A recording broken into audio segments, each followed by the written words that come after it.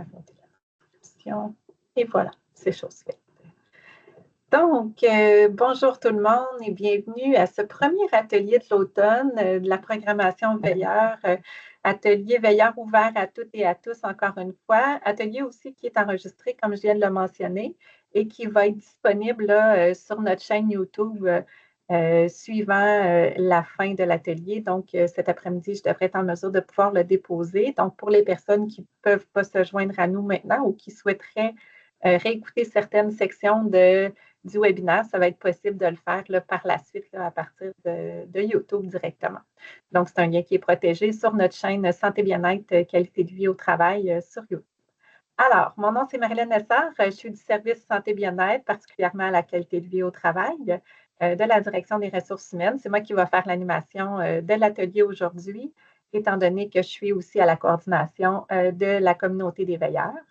Donc, le thème qu'on aborde aujourd'hui, c'est un thème qui avait été demandé par les veilleurs quand je vous avais sollicité à la fin du printemps, là, quand on terminait notre programmation du printemps, pour pouvoir planifier les ateliers de l'automne. Vous m'aviez mentionné vouloir traiter de la communication non violente, ce que j'ai proposé à notre invitée aujourd'hui, donc Elisabeth, qui va nous entretenir, entre autres, de la communication non violente, mais également qui souhaitait compléter ce thème-là par d'autres approches là, qui viennent vraiment qui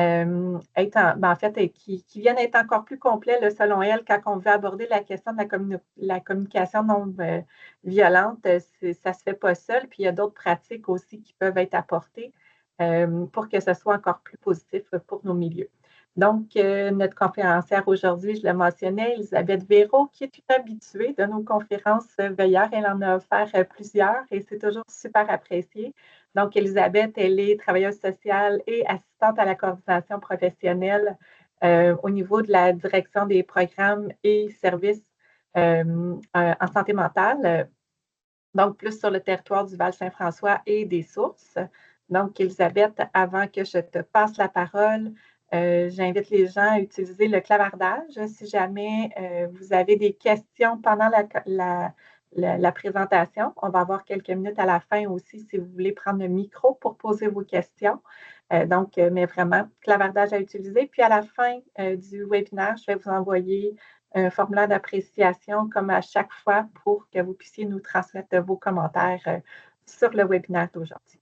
Alors, voilà, puis comme je le mentionnais d'entrée de jeu aussi, le contenu de l'enregistrement, le lien vers l'enregistrement, la présentation PowerPoint va vous être envoyé par courriel. Puis, j'ai déposé aussi la présentation PowerPoint dans le clavardage, donc vous pouvez y avoir accès dès maintenant. Alors, Elisabeth, je te laisse la parole. Merci beaucoup, Marilyn. 5 petites corrections parce que la vie bouge. Je suis toujours travailleuse sociale, mais je suis maintenant dans la direction des services généraux.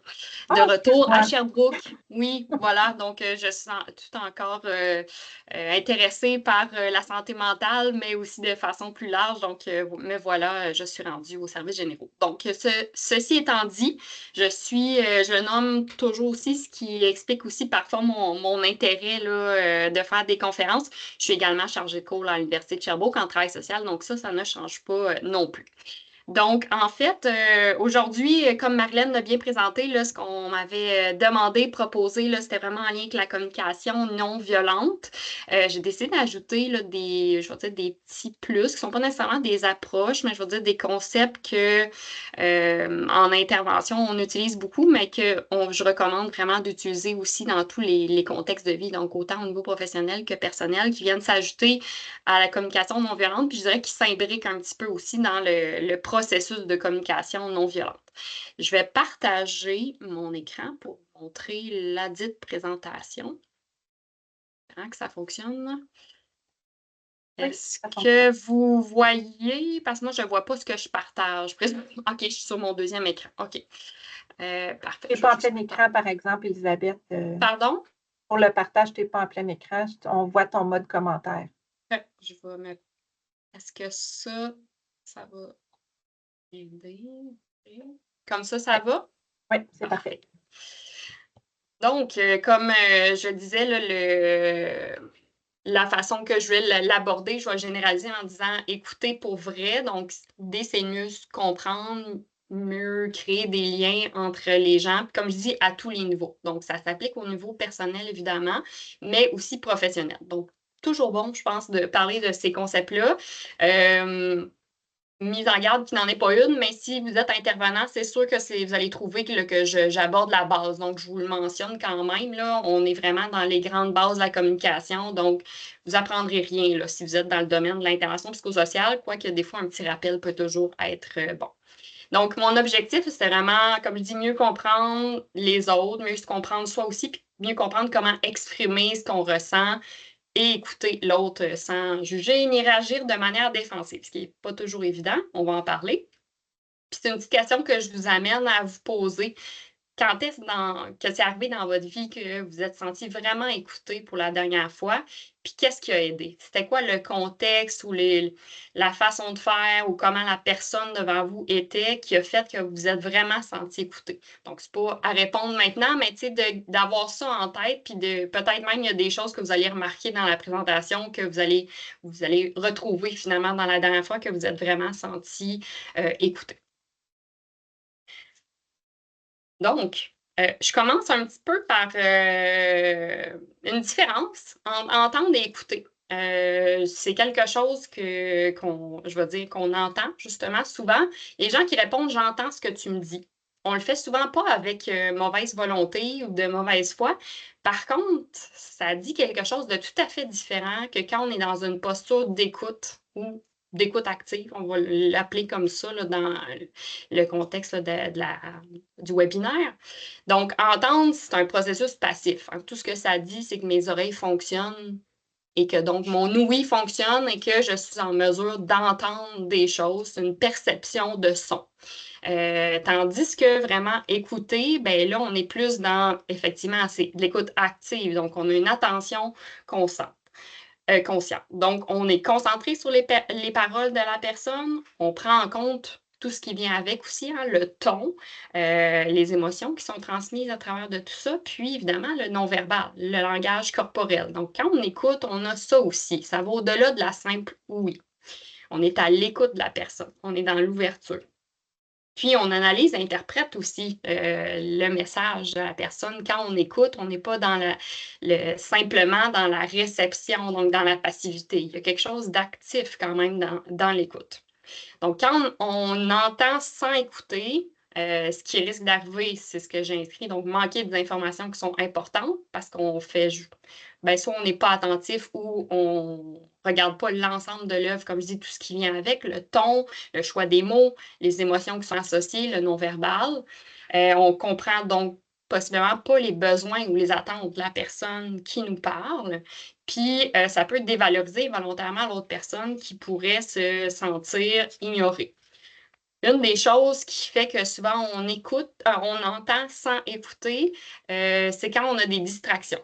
Le classique de nos jours, c'est beaucoup être sur son cellulaire. Donc, c'est sûr que si je parle à quelqu'un qui est sur son cellulaire en même temps, qui ne me regarde pas, déjà, on n'est pas beaucoup dans l'écoute. Il y a une distraction, puis juste ce geste-là de, mettons, je suis en train de faire autre chose ou je suis en train de regarder mon cellulaire, répondre à un message pendant que je parle, la personne peut se sentir que c'est pas important dans le fond. Donc déjà, juste le non-verbal, le fait de ne pas être à l'écoute, ça envoie un message en soi. Donc, éliminer les distractions, c'est une des premières choses qu'on peut faire pour être davantage dans l'écoute active.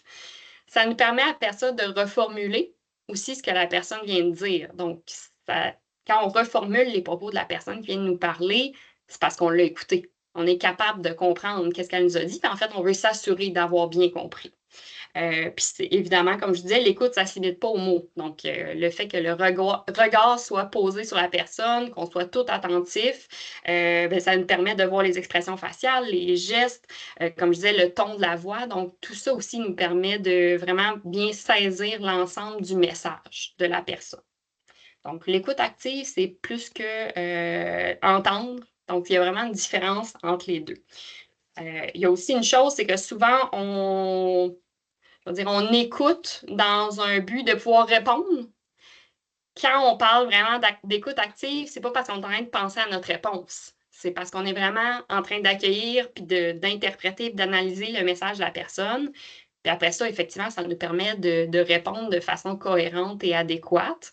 Mais le but, c'est pas de penser à nous ce on va répondre pour se justifier ou être sur la défensive, par exemple. Ça demande du recul quand même, mais juste pour dire aussi que le terme écoute active est souvent utilisé, mais dans le fond, est-ce qu'on le fait vraiment? C'est tout ça, c'est les points qu'il faut faire attention. Erreur qui empêche une communication efficace. Vous allez voir, là, les mots, il y en a plusieurs qui vont revenir souvent aujourd'hui. Donc, il y a l'écoute passive, donc évidemment, serait le contraire de l'écoute active. Pour moi, l'écoute passive, il y a un petit peu aussi quelque chose de l'ordre qu'on est juste dans entendre les paroles. On ne porte pas attention à tout le reste. Donc, on vient d'en parler. Tout ce qui est réaction plus impulsive. Donc, on répondrait davantage, comme je disais, pour se justifier, pour se défendre. On est davantage dans la réactivité et non dans prendre un temps de pause pour bien comprendre. Puis ça laisse pas beaucoup de place à la compréhension réelle du message de l'autre personne. C'est pas toujours évident, mettre ses émotions de côté, mais c'est sûr que quand on est vraiment dans l'impulsivité, ben ça n'aide pas la communication. Interruption et domination de la parole. Donc, c'est sûr que, évidemment, quand on coupe la parole, déjà, c'est difficile d'avoir un échange parce qu'on ne laisse pas l'autre parler. Quand on se fait couper aussi, ça va dans les deux sens. Puis on ne laisse pas la personne aller au bout de ses idées, du message qu'elle veut transmettre. Quand on prend domination de la parole, ce que ça veut dire, là, c'est vraiment quand on va être plus...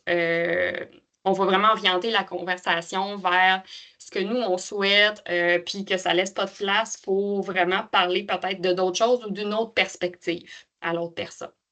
Donc, d'être soucieux de ça, puis de faire attention à ça. Quand on ne formule pas clairement ses besoins, puis on va parler là, avec la communication non violente, là, comme je vous dis, tout ça, c'est un peu des vases communicants, là, des concepts qui se rejoignent. Quand on ne formule pas clairement ses besoins, par peur de déranger ou par crainte du conflit ou par manque de confiance parfois, ça se peut que l'autre personne, en fait, ne comprenne pas nos attentes. Il y a aussi souvent quelque chose, puis là, je parle un peu comme intervenante, mais il y a un peu l'idée ou la perception que les gens, par exemple, qui nous apprécient, qui nous connaissent bien, par exemple, nos collègues, là, qu'on partagerait beaucoup de temps quotidien avec eux, ou notre famille ou des amis proches qui vont deviner nos besoins ou nos attentes. On n'a pas besoin de les nommer. C'est faux. Même les gens qui nous aiment beaucoup, qui nous connaissent, peuvent se douter, mais c'est toujours à nous, en fait, d'identifier nos besoins et de les nommer clairement. Donc, c'est sûr que l'attente implicite que les gens devinent mes besoins sans que je le nomme clairement, ben c'est souvent irréaliste, puis c'est sûr que ça va causer souvent une communication qui est peu efficace, puis souvent des malentendus aussi qui vont venir avec ça.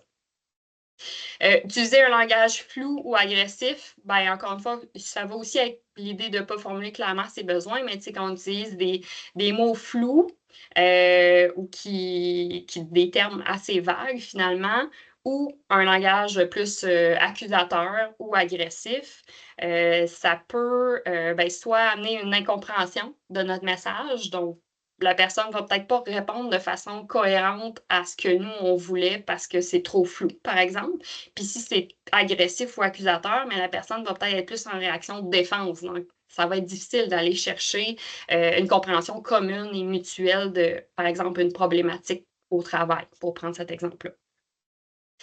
Puis finalement, éviter le dialogue ou fuir les conflits, je trouve ça quand même important parce qu'on parle de communication, mais ne pas communiquer, c'est une communication aussi.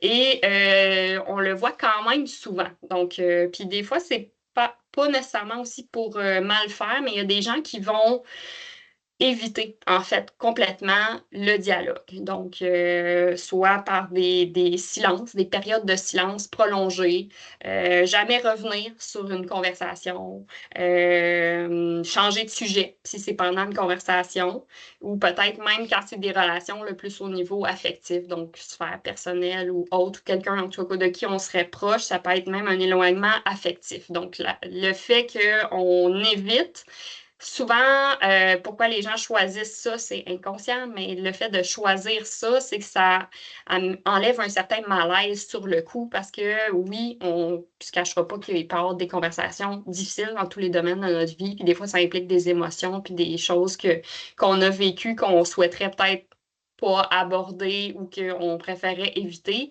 Oui, ça diminue le malaise sur le coup, mais rapidement, en fait, ce que ça fait, c'est souvent ça envenime les conflits ou en tout cas, ça coupe le canal de communication. Puis ça fait que c'est difficile après ça de reprendre une communication et de diminuer les tensions, de régler les conflits. Souvent, quand les gens sont de bonne foi, la plupart du temps, on réussit quand même à se comprendre. C'est juste que oui, ça se peut qu'il y ait un moment tampon où je dois prendre un recul, c'est correct quand on est émotif de dire, ben, je vais juste comme prendre quelques minutes où je vais aller marcher, on s'en reparle après, c'est correct. C'est l'idée, quand je dis éviter le dialogue ou fuir les conflits, c'est quand on n'en reparle jamais, où on dit, exemple, je vais y penser et ne jamais revenir là-dessus. Donc ça, c'est pas une option, évidemment, pour avoir une communication efficace. Ça l'aide pas, même si on peut penser, à prime abord, de dire, ben, vaut mieux que j'en parle pas, comme ça, il n'y aura pas de conflit. Au contraire, souvent, ça va finir par envenimer parce qu'il y a une perception aussi de l'autre côté, de la personne qui n'a jamais de réponse, par exemple, ou de retour. Ça laisse aussi un message, finalement, là, que ça envoie un message d'éviter tout dialogue ou de fuir les conflits. Elisabeth, je ne sais pas si tu as donné des exemples, mais il y a quelqu'un qui demandait des exemples de mots flous. Ouais. J'ai dû me déconnecter 3 secondes parce que j'avais un bug avec mon Teams. J'ai pas vu les messages. OK. Oui, c'est ça. Fait que si tu peux donner des exemples de mots flous, tu disais que la diapo précédente. Ben, j'ai pas d'exemple vite comme ça, mais je sais pas. Mettons, j'ai un collègue de travail qui me dirait, je sais pas, je veux lui reparler parce que ça m'a. Là, mettons, là, je suis bien capable d'identifier mon émotion, fait que ce serait pas un bon exemple, mais mettons, j'identifie que ça m'a mis en colère, qu'elle me demande pas mon avis avant de remettre quelque chose qu'on devait faire ensemble. Elle a juste décidé de l'envoyer comme ça. Ben, puis j'irais la voir, je dirais, ben, là, c'est parce que ça me fait quelque chose, puis c'est pas super, puis c'est sûr que c'est un peu flou. Est-ce que, tu sais, on va parler de la communication non violente, ça me fait quelque chose.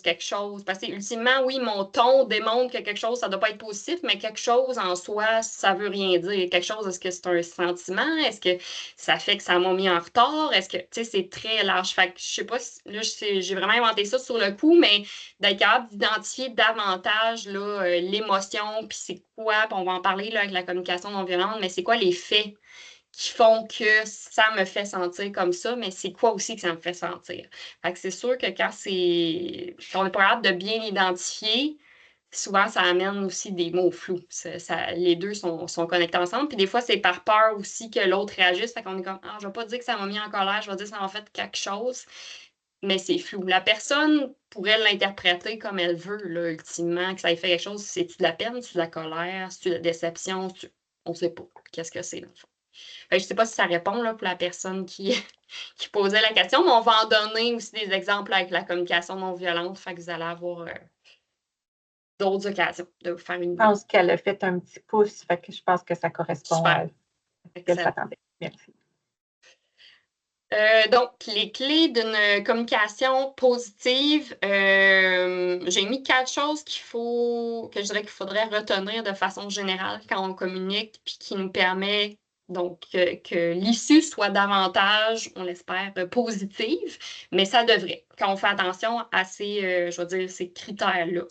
Donc, l'intention. C'est quoi l'intention en arrière de ma communication? Donc, est-ce que c'est de convaincre quelqu'un? Est-ce que c'est de le rassurer, de le dominer, de le comprendre, de collaborer, de partager? C'est quoi l'intention derrière ça? Puis même, vous pouvez poser la question. Donc, je l'appliquais au début au niveau professionnel, évidemment, comme travailleuse sociale, mais je vous dirais que je me suis mis à l'appliquer aussi dans ma vie personnelle. Donc, exemple, ma soeur m'appelle, puis elle a vécu quelque chose. Fait que je vais dire, c'est quoi, je vais lui demander aussi son intention à elle. C'est quoi ton besoin à ma place? C'est quoi ton attente? Parce que des fois, je me suis rendu compte que je lui disais, exemple, des solutions. Elle, tout ce qu'elle voulait, là, c'était ventiler parce qu'elle avait eu une journée difficile. Donc, des fois, de questionner les gens aussi sur leur intention, ça les amène à se positionner et dire, sais-tu quoi, j'ai juste besoin là, d'un 5 minutes, là, j'ai comme besoin de pleurer parce que j'ai vécu quelque chose de difficile. Parfait. Fait qu'à ce moment-là, je tombe pas je suis pas cohérente avec l'intention de la personne. Donc, on peut la poser à la personne qui vient nous voir, par exemple, puis c'est vraiment toute bienveillance. Ça. Moi, les gens à qui j'ai posé cette question-là, des amis ou des membres de ma famille, ils trouvaient ça intéressant, en fait, en disant, ben oui, c'est vrai, dans le fond, je veux des conseils. C'est arrivé là, qu'il y a des gens qui m'ont dit ça. Mais de nous aussi, savoir quand on veut communiquer quelque chose, c'est quoi notre intention aussi. C'est sûr que quand on sait notre intention, ça nous permet d'adapter notre message aussi. On choisit des mots en conséquence aussi. Et des fois, de reporter. Si l'intention, c'est je vais dire, convaincre absolument quelqu'un, peut-être que je vais me préparer à l'avance que la personne, je ne réussisse pas à la convaincre. Puis c'est quoi que je fais dans ce contexte-là? Donc, ça va diminuer mes attentes aussi, parce que ça se peut que ça ne fonctionne pas, par exemple. Le respect et la reconnaissance, donc de toujours avoir ça en arrière-pensée, c'est pas toujours évident quand il y a évidemment des conflits ou des situations là, où on ne s'entend pas.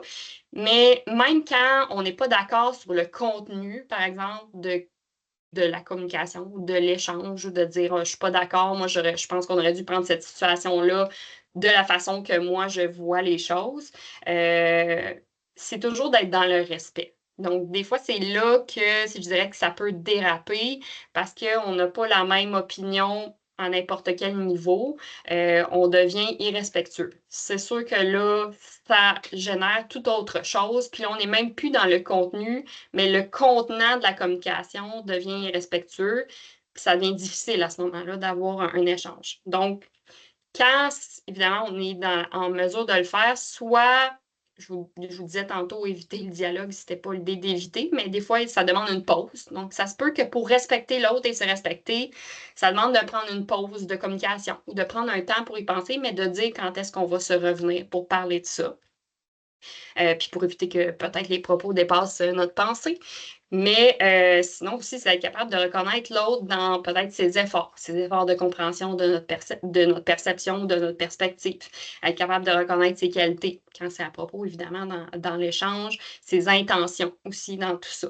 On va parler d'empathie un peu plus loin. C'est un peu ça aussi, quand je parle de la reconnaissance, être capable un peu de se mettre à la place de l'autre. Évidemment, l'idéal, c'est que les deux côtés soient là-dedans, parce qu'il y a juste un côté, c'est un peu plus difficile pour que ça soit mutuel au niveau de la communication positive.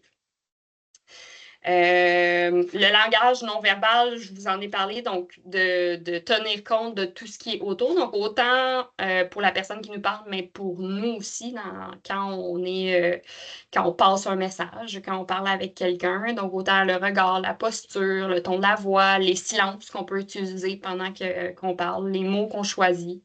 Donc, c'est au-delà de la communication, il y a tout ce qui est autour. Aussi, ce qu'il faut dire, c'est qu'il faut faire attention, ou des fois, ça nous parle de quelque chose aussi quand on le voit chez l'autre, savoir si c'est cohérent, notre verbal et notre non-verbal. Donc, dire que je suis fâchée, mais j'ai pas l'air fâchée, ça l'envoie aussi un drôle de message. Donc, on ne s'arrête pas aux mots. On s'arrête aussi à la posture. Donc, c'est de quoi que ça me parle aussi ici. Je veux dire un message, mais mon non-verbal ne dit pas ça. C'est peut-être parce que les mots que j'utilise, c'est pas réellement ce que je sens ou ce que je vis ou ce qui m'habite présentement. Puis finalement, ben, la bienveillance, je pense que c'est un mot qu'on utilise vraiment beaucoup dans les dernières années, mais c'est toujours aussi bon utilisé. Donc, évidemment, exprimer ses besoins et émotions avec bienveillance, avoir de la bienveillance à l'égard de l'autre, ça rejoint un peu le respect et la reconnaissance. C'est sûr qu'en ayant de la bienveillance, ça permet aussi à l'autre d'entendre davantage notre vécu, hein, quand on est plus doux dans la façon d'amener les choses, plus bienveillant, plutôt que l'autre se sente attaqué. Il n'est pas vraiment à l'écoute à ce moment-là là, de ce qu'on a à lui partager.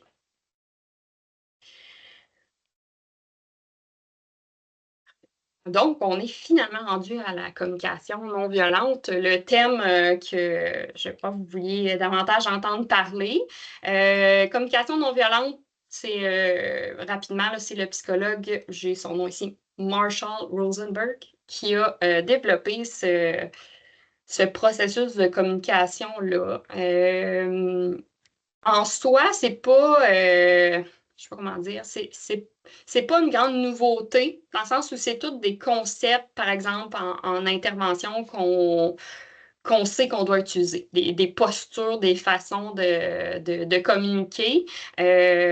Par contre, je pense que ça a été décrit de façon très succincte et claire et accessible pour, je dirais, tout le monde et au-delà du domaine de l'intervention, donc dans tous les autres domaines, là, entre autres, si ce n'est que de la communication de façon plus générale. Donc, l'objectif, tout simplement, c'est pour créer un lien qui est sincère plutôt que d'être dans l'idée d'avoir raison ou d'imposer un point de vue. Ça permet de mieux se comprendre, désamorcer les conflits, instaurer une communication bienveillante, comme j'avais dit, respectueuse, constructive.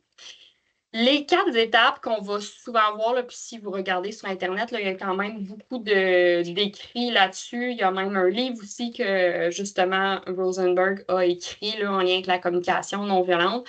Donc, les 4 étapes, c'est observation, sentiment, besoin, demande. Donc, c'est les 4 termes qu'il faut retenir. Donc, l'observation, c'est de ce qui se passe sans jugement. Donc, on est davantage à mentionner les faits de façon la plus neutre, évidemment factuelle, puis surtout de notre point de vue à nous. Donc, c'est sûr quand on mentionne un fait, on se doute que tout le monde voit la même chose, mais on le mentionne selon ce qu'on voit. Puis on n'est pas dans le jugement à ce moment-là, c'est vraiment important, ce n'est qu'une observation. Donc, je peux observer qu'il y a une pomme sur la table. Je ne suis pas en train de juger le fait qu'il y a une pomme sur la table, mais c'est un fait, elle est là. Donc, j'avais un petit exemple qu'on va suivre là, pour les 4 étapes qui vous permettent peut-être de mieux comprendre. Ça pourrait avoir l'air de quoi? Donc, dans un contexte où il y aurait un conjoint, par exemple, à la maison qui laisserait traîner ses papiers de travail ou peu importe sur la table de la cuisine, qui est en télétravail, puis que la femme revient, puis à chaque soir, elle remarque qu'il y a quand même beaucoup de paperasse sur la table de la cuisine et tout ça. Donc, là, c'est quelque chose qui la dérangerait. Donc, la façon de nommer l'observation dans ce cas-ci, ça pourrait être tout simplement que la femme nomme à son conjoint: j'ai remarqué que tu as laissé traîner tes affaires sur la table du salon. Bon, pas de la cuisine, mais du salon aujourd'hui. Donc, on est simplement dans les faits. C'est ce qu'on voit. Il y a des papiers sur la table aujourd'hui. C'est arrivé plusieurs fois, mais elle le nomme cette journée-là. Ensuite, le sentiment. Donc, on est plus dans exprimer notre ressenti. Donc, c'est pas mal ça, ce que je ressens, le sentiment. Exprimer donc ce qu'on ressent par rapport à la situation, par rapport au fait qu'on a nommé. Donc, dans cet exemple-là, qu'on maintient toujours, on rajouterait, donc je reprends la phrase du début avec l'observation et en ajoutant le sentiment. J'ai remarqué que tu as laissé traîner tes affaires sur la table du salon aujourd'hui. Je suis frustrée et agacée que ces affaires traînent. Donc, ça la frustre et ça l'agace que ça soit comme ça la situation, devant le fait qu'elle remarque qu'il y a des papiers sur la table. Le besoin. Donc, ce qui est important pour nous. Donc, ça soit aussi associé à nos valeurs, finalement. Là, souvent, le besoin est associé à ça. On nomme la situation précise pour être capable d'associer à notre besoin du même coup. Donc, ça aurait du sens si je continue la phrase en disant « J'ai besoin que la table soit rangée quand je reviens le soir à la maison, sinon j'ai l'impression que toute la maison est en bazar. » Donc, la maison est en désordre. Donc, ça pourrait être une façon de le nommer. Ça démontre aussi l'agacement, puis pourquoi ça l'agace. C'est parce qu'elle a l'impression que c'est un peu chaotique ou que la maison n'est pas rangée. Puis finalement, la demande, parce que là, on a formulé le fait, qu'est-ce que ça fait sentir, c'est quoi le besoin, donc que la table soit rangée. Donc, la demande, on le formule de façon le plus claire possible, puis qui pourrait être évidemment réalisable, il faut que ça soit réaliste. J'aimerais que tu ranges tes affaires dès que tu as terminé de les utiliser et que la table reste propre lorsque on ne l'utilise pas. Donc, encore une fois, pas accusateur, c'est un souhait, puis qu'on pense que c'est réalisable, dans le sens, On peut utiliser encore la table du salon, on peut utiliser étendre des papiers ou peu importe. Par contre, quand on a fini d'utiliser, ben, on s'entend qu'on débarrasse la table. On voit aussi dans ce cas-là que c'est applicable à tous, dans le sens où la femme pourrait dire, ben, je vais faire la même chose moi aussi. Si j'ai utilisé la table, je vais aussi débarrasser. Donc, ça serait un exemple qu'on pourrait nommer pour la communication non violente. Donc, vraiment un exemple, je vais dire, du quotidien. Donc, les 4 étapes en résumé. Donc, l'observation, c'est nommer les faits sans jugement, exprimer nos sentiments déclenchés par la situation. Donc, on ne s'en va pas chercher l'ensemble de toutes les autres situations qui ont pu nous déranger par le passé, puis avec toute notre charge émotive, mais vraiment par rapport à la situation.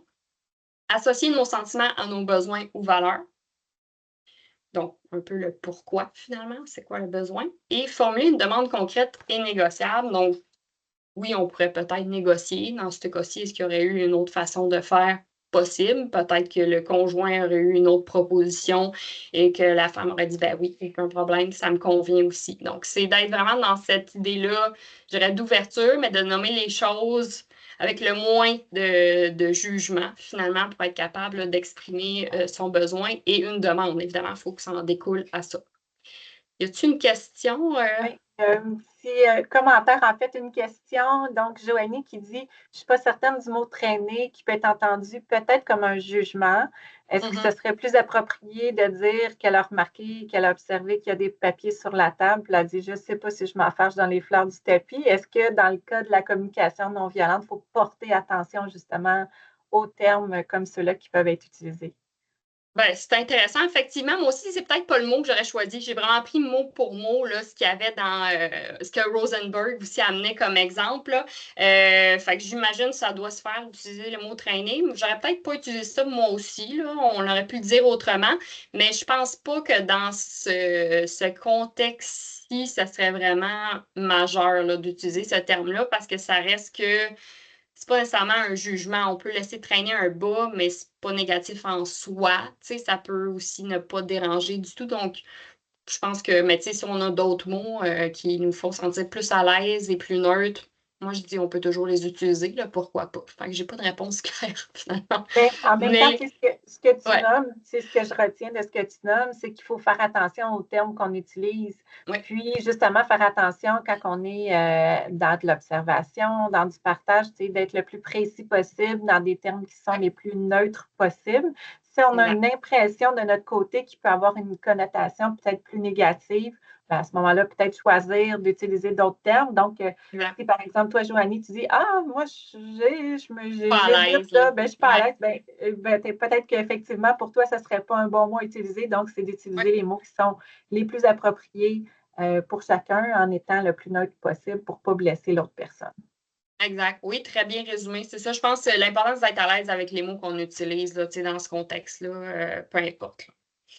Mais c'était un Merci. très bon questionnement. Parce que c'est Ben vrai que oui, tout à traîner, fait. c'est comme limite. Je suis d'accord. Elle a dit merci. Ah oui, super. Oui, je viens de voir ça. Je n'avais pas ouvert mon clavardage. Donc, je ne sais pas si ça répond pour la communication non violente. Je vais continuer de parler d'autres concepts, mais en tout cas, si jamais il y a d'autres questions qui viennent, là, n'hésitez pas là, au fur et à mesure. Je voulais vous parler brièvement de l'empathie, concept très important dans la vie en général, là, je dirais en intervention aussi, mais dans le fond, c'est bon pour tout le monde. C'est pour ça que je voulais en parler aussi. J'ai mis 2 définitions parce que souvent, il y a beaucoup de façons de le définir, l'empathie, là, selon qui en parle. J'aime l'image, Yalom est un psychiatre là, qui parlait de l'empathie comme regarder par la fenêtre de l'autre. Je trouvais l'image quand même très belle de voir de cette façon-là.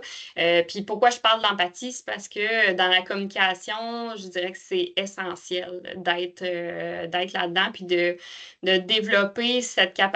Parce que oui, l'empathie, on peut l'avoir innée, mais ça se développe aussi. Il y a une partie un peu cognitive là, au niveau, à l'empathie, donc ça se développe. C'est vraiment, ça dit quoi l'empathie? C'est avoir une attention sincère à l'autre, reconnaître son vécu puis valider ses émotions. C'est sûr que là, vous me voyez venir, valider ses émotions, c'est pour ça aussi que je voulais parler de la validation émotionnelle. Voilà. C'est pas mal ça l'empathie. Je voulais juste faire un petit mot là-dessus pour nous permettre de faire la transition vers la validation là, émotionnelle. Donc, évidemment, qui se fait dans un contexte d'empathie.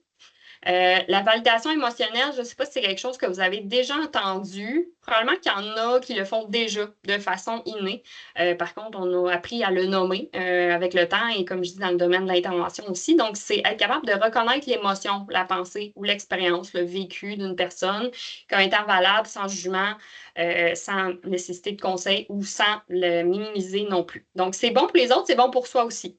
Parce que si on ne se valide pas nous-mêmes, nos émotions, nos pensées, tout ça, donc si nous, on n'est pas capable de considérer que c'est valable, par exemple, notre émotion, ça devient difficile de valider les autres. Hein. Ça part toujours de nous. Donc, ça commence par nous en premier qu'il faut pratiquer cette validation-là. Donc, comment pratiquer écouter sans interrompre? Déjà, on est vraiment plus dans l'écoute active. Nommer l'émotion entendue. Donc, être capable d'identifier l'émotion à travers le message de la personne. Donc, quand je dis chercher à comprendre le message que transmet chaque émotion, il n'y a pas juste le verbal, il y a le non-verbal aussi. Puis des fois, quand on est capable de le prendre dans le contexte, on comprend pourquoi la personne a cette réaction-là ou transmet ces paroles-là. Puis valider, bien évidemment, l'idée, c'est pas de corriger les gens. J'avais lu une citation récemment qui disait que les gens changent davantage en étant compris qu'en étant corrigés. Je peux vous dire que c'est vrai. Donc, c'est sûr qu'évidemment, il faut un cadre dans la vie. Là, si je pense à ceux qui ont des enfants ou quoi que ce soit, c'est que oui, il faut un cadre évidemment là, pour bien fonctionner en société. Mais le fait de comprendre l'autre, donc de valider son vécu, moi, j'aime dire mettre des mots, M-O-T-S, sur les mots M-A-U-X. C'est quelque chose là, d'immensément, je dirais, soulageant pour les gens. On sous-estime là, comment est-ce que c'est bénéfique d'être validé. Donc, exemple, je reprends l'exemple de ma soeur qui m'appelle parce qu'elle a vécu une grosse journée. Je dis, ben, puis je lui dis, ben, je comprends. Avec tout ce que tu as vécu aujourd'hui, moi aussi, tu sais, je pourrais me sentir comme ça ou c'est normal que tu te sentes envahi. Il s'est passé beaucoup de choses dans ta journée aujourd'hui. C'est soulageant. Dans le fond, c'est juste ça souvent que les personnes ont besoin d'entendre, puis ça ne les fait pas se fermer non plus. Donc, c'est plus facile après ça d'engager un dialogue, peu importe où ça s'en va, puis c'est quoi le but de l'échange, mais ça permet une ouverture de part et d'autre. Donc, ça apaise aussi les tensions émotionnelles. En étant ouvert à l'autre, bien, ça nous permet là, d'échanger aussi, puis de peut-être aller au bout là, de l'objectif de la communication à ce moment-là. Donc, en sachant que toute émotion est justifiée et valable, on cherche aussi à comprendre le message que transmet chaque émotion ou chaque communication finalement. Donc, ça s'intègre aussi naturellement dans la communication non violente parce que, évidemment, quand moi je nomme les choses, je considère que c'est valide, mon besoin, ma demande, le sentiment qui est associé, tout ça. Mais je vais aussi considérer que ça va être valide ce que la personne va me répondre. Donc, ça fait partie, ça crée un espace finalement là, je vais dire, de confiance où on sait qu'on peut échanger puis que nos points de vue peuvent être valables et l'émotion aussi les émotions qui sont associées à ça. Est-ce qu'il y avait des questions? J'ai l'impression de clavardage ou quelque chose. Non, c'était juste quelqu'un qui demandait d'avoir accès au PowerPoint. Je me rends compte que ça n'a pas fonctionné quand j'ai voulu le mettre dans le clavardage, mais je vais l'envoyer par courriel. C'est pour ça que mon team a buggé tantôt. Là. Okay, parfait. Bon. Puis, ben, dans le fond, l'idée, c'est de reconnaître que autant vos émotions, mais celles des autres sont justes et sont légitimes d'exister. Donc, ça, j'aime toujours le redire parce que même à soi-même, des fois, c'est difficile de le croire ou en tout cas, que ça nous habite comme ça. Des petits exemples pour dire ce qui est de la validation ou ce qui en est pas. Donc, ce qui n'est pas de la validation, des fois, on le fait sans le vouloir, là, mais je vous invite à faire attention les prochaines fois d'y penser.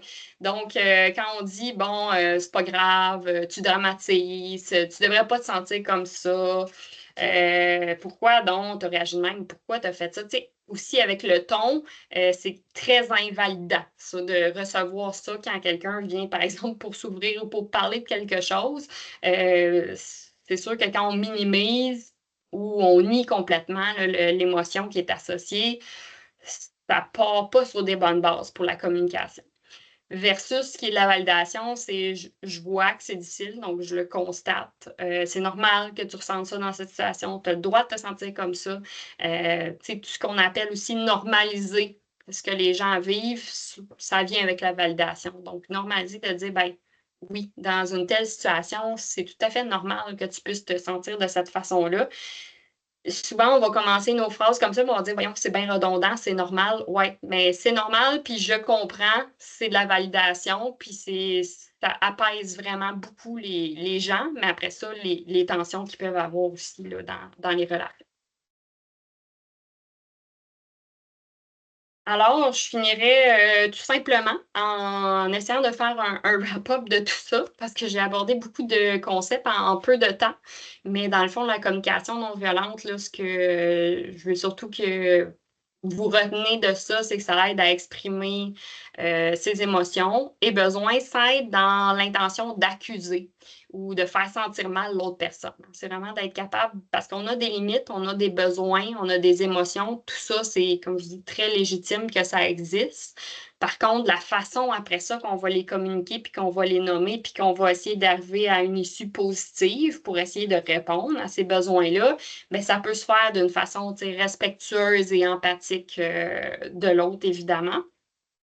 La validation émotionnelle, comme je disais, ça crée un espace. Donc, c'est pas nécessairement une approche, je dirais, c'est quelque chose qui s'intègre un peu partout dans nos échanges. Ça crée un espace d'écoute empathique. Donc, on demeure dans la même lignée que la communication non violente en se validant que notre besoin, notre sentiment est normal, juste, légitime, mais on va faire la même chose aussi pour l'autre personne face à nous.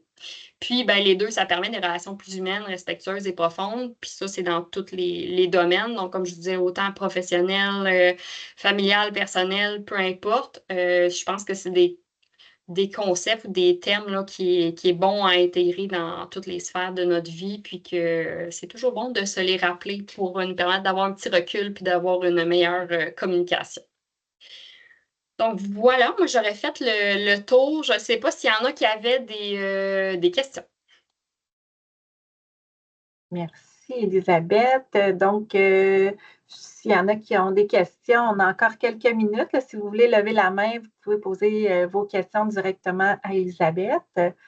Puis, en attendant qu'il y ait quelqu'un qui pose une question, je trouvais que j'ai eu un partage d'un veilleur dernièrement qui m'a informé d'une situation dans laquelle il était intervenu. Puis, je trouve que ça va exactement dans ce que tu proposes, Elisabeth. Là. Mais c'était une personne veilleur qui aidait des collègues avec quelqu'un qui se sentait comme pas inclus dans une équipe, qui se sentait mal, qui sentait qu'il était comme à part. Puis, les autres collègues ben, trouvaient que ce n'était pas le cas parce qu'il y avait différentes pratiques pour pouvoir l'inclure, puis il y avait l'impression qu'il faisait partie vraiment de l'équipe.